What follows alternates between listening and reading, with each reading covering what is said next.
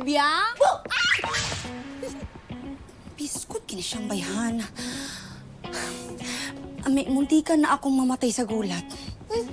Hindi, ayoko naman mamatay ka. Hindi mo na makikita pag naging kami na ni Atoy. Sige ka. Ay, yung mga pangarap mo, no? Mas mataas pa sa'yo, parang ganito, oh. Oo. Pero yung kay Atoy, babaan natin konti. Dito, oh. Oo. Kasi parang hindi talaga pwede, eh. Sana ba sila? Sana ba si Atoy, my love? Sana ba si Manang Sita? Eh, si Manang Sita nandun sa court. Second day nung blood donation ngayon eh.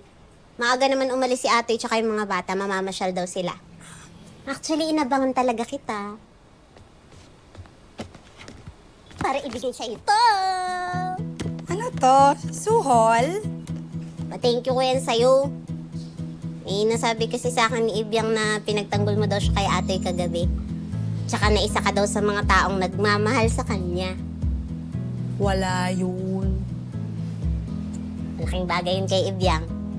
Lalo na sa akin. Kasi paano pag bigla akong wala?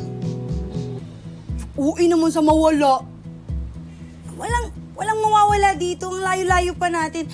Ang layo-layo pa natin sa dulo ng sinulid. Maaga pa para mag-moment. Pero, Tonet, grateful ako sa friendship natin na parang switch ng ilaw. On and off.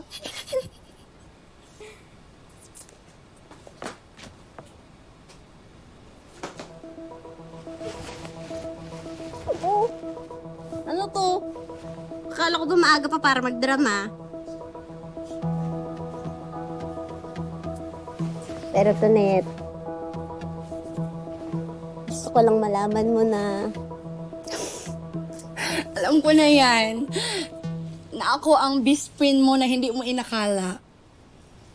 may i-deliver kang suit sa Quezon City. Kay Sir Ralph Torres. Eh, sabi ni Atoy, alam mo na doon.